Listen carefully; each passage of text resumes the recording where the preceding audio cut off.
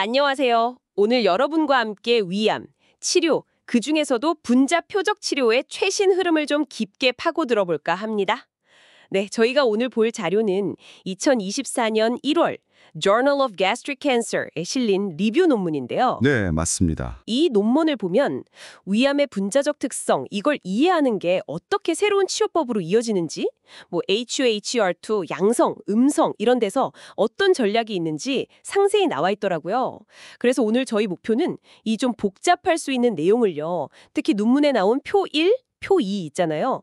그 핵심 정보들을 통해서 여러분이 쉽게 이해하시도록 돕는 겁니다. 네, 아주 중요한 내용들이죠. 그럼 바로 시작해볼까요? 예전에는 위암을 그냥 조직 모양, 장형, 미만형 이렇게 나눴는데 이 논문은 분자적 특성, TCGA니 ACRG니 이런 분류가 훨씬 중요하다고 하네요. 이게 왜 그런 거죠? 그게 왜 중요하냐면요. 분자적으로 분류를 해야 각 암 타입이 가진 어떤 고유한 약점, 이걸 딱 찾아낼 수가 있어요. 그래서 그 약점을 표적으로 하는 말 그대로 맞춤 치료가 가능해지는 거죠. 그냥 분류만 하는 게 아니라 이 환자한테는 이 치료가 왜 드는지 그 근본적인 이유를 알게 해주는 거예요. 아, 그렇군요. 그럼 가장 잘 알려진 표적 HER2부터 얘기해볼까요? 표 1을 보니까 위암의 한 10에서 20% 정도. 네, 그 정도 됩니다. 여기서 과발현되고 특히 장형암이나 위식도 접합부암에 좀 더 흔하다고 나와 있네요. 트러스트주맙, 이게 토가 임상으로 표준 치료가 됐었고요. 네, 그랬었죠. 근데 이게 또 한계가 있었어요.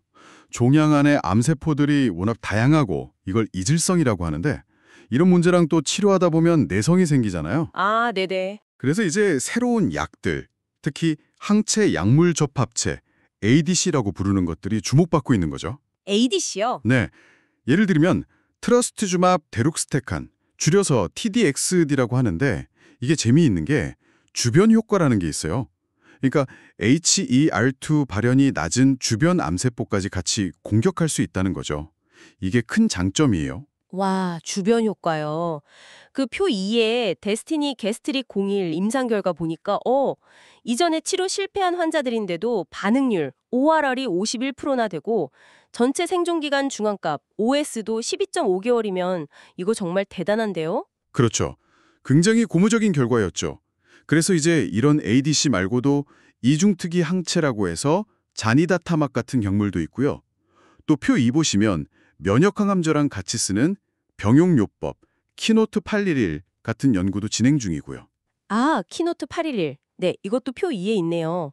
펜브롤리주맙이랑 같이 썼더니 무진행 생존기간 PFS가 10개월 대 8.1개월로 길어지고 사망 위험도 좀 낮아지는 경향을 보였다고요? 맞습니다. HER2 쪽은 이렇게 계속 발전하고 있는 거죠. 그럼 다음으로 면역항암제 쪽으로 넘어가 볼까요? 여기서는 또 다른 바이오마커들이 중요하겠네요. 표 1 보니까 PD-L1 발현율, MSI 하이, EBV 감염 여부, TMB 이런 것들이 쭉 나와 있어요. 네, 맞아요. 지금 HER2 음성 진행성 위암에서는요. PD-1이나 PD-L1 억제제랑 항암 화학요법을 같이 쓰는 게 1차 표준 치료로 자리 잡았거든요. 표 2에 놓은 책메이트 649랑 키노트 859 임상 결과가 딱 그걸 보여주죠. 둘 다 니볼루맙이나 펜브롤리주맙 같은 면역항암제를 병용했을 때 생존기간, OS랑 PFS 모두 확실히 개선됐어요. 아, 특히 그 PD-L1 발현 정도를 보는 CPS 점수, 이게 높을수록 효과가 더 컸다고요? 네, 맞아요. 예를 들어 책메이트 649 보면 CPS 5점 이상인 환자군에서 사망 위험비 HR은 0.71이었으니까요. 효과가 더 좋았죠. 근데 또 중요한 건 MSI 하이 환자군에서도 CPS 점수랑 상관없이 뚜렷한 효과를 보였다는 점이에요. 그렇군요. 근데 수술 전후에 보조적으로 면역항암제를 쓰는 연구들은 아직 결과가 좀 아쉽다는 지적도 있네요. 네, 액트랙션 5나 키노트 585 같은 연구들이 있었는데 아직까지는 생존율 개선을 명확하게 보여주진 못하고 있습니다. 좀 더 지켜봐야 할 부분이죠. 자, 그럼 이제 좀 새롭게 떠오르는 표적들 이야기로 넘어가 보죠. 클라우딘 18.2, CLDN 18.2요. 이건 정상 위점막에는 거의 없다가 위암 세포에 나타난다고 해서 좀 흥미로운데요. 네, 그렇죠. 표 1 보면 이것도 한 20, 40% 환자에서 발견된다고 하니까 꽤 흔한 편이고요. 그래서 이걸 표적으로 하는 졸베투ක්시맙이라는 약이 표 2에 나온 스포트라이트랑 글로우 임상 3상 결과를 발표했잖아요. 근데 결과를 보니까 생존기간 PFS, OS는 늘렸는데 반응률 ORR 개선은 생각보다 크지 않더라고요. HR은 0.75 정도로 괜찮은데 말이죠. 이건 왜 그런 걸까요? 그게 좀 흥미로운 부분이죠. 반드시 암덩어리가 확 줄어야만 생존 기간이 느는 건 아니라는 걸 보여주는 걸 수도 있어요. 암의 진행 자체를 좀 늦추는 효과가 더 컸을 수도 있고요. 물론 카티 치료제 같은 다른 방식의 접근도 연구 중입니다. 그렇군요. 또 다른 유망주 FGFR2도 있네요. 섬유화세포 성장인자 수용체 2. 표 1 보니까 유전자 증폭이 위암의 한 10% 정도에서 발견된다고요? 배마리 투주맙이라는 항체가 있어요. 이게 표 2의 파이트 임상 이상에서 가능성을 보여줬죠. PFS 중앙값이 9.5개월 대 7.4개월, OS 중앙값도 19.2개월 대 13.5개월로 개선 경향을 보였거든요. HR이 0.60 정도였고요. 그래서 지금 3상이 진행 중인데 예전에 나왔던 비선택적 FGFR 억제제들이 좀 한계가 있었는데 이걸 극복할 수 있을지 주목됩니다. 정말 논문의 표 1과 2가 이런 바이오마커들이랑 주요 임상 결과들을 한눈에 볼 수 있게 정리를 잘 해놨네요.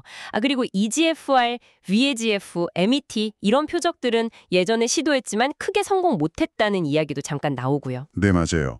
환자 선별의 어려움이라든지 약 자체의 한계라든지 여러 이유가 있었죠.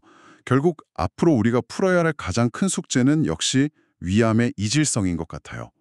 같은 환자라도 종양 위치마다 다르고 또 치료하면서 계속 변하거든요. 유전적 특성이. 이걸 어떻게 잘 파악하고 대응하느냐가 관건이죠. 그래서 그 액체 생검, 피검사로 암 DNA 보는 거요. 그런 기술이나 아니면 조직 검사를 여러 번 하는 게 중요해진다는 거군요. 네, 맞습니다. 그리고 차세대 염기 서열 분석, NGS 검사도 당연히 기본이 될 거고요. 그리고 이런 최첨단 치료도 중요하지만 환자분의 전반적인 컨디션 관리, 영양 상태나 빈혈 관리 같은 지지요법의 중요성도 절대 잊으면 안 된다고 논문에서 강조하고 있고요. 네, 아주 중요한 부분입니다. 치료 효과를 높이려면 환자분 상태가 잘 유지되어야 하니까요. 마지막으로 여러분께 한번 생각해 볼 질문을 던지면서 마무리하고 싶은데요. 이렇게 위암 아형 나누고 표적 치료하는 게 점점 복잡해지고 중요해지잖아요. 그럼 미래에는 위암을 진단하는 방식 자체가 어떻게 바뀔까요? 어쩌면 처음 진단할 때부터 NGS 기반 유전자 패널 검사로 수많은 바이오마커를 그냥 한 번에 쫙 확인하는 게 표준이 되지 않을까요?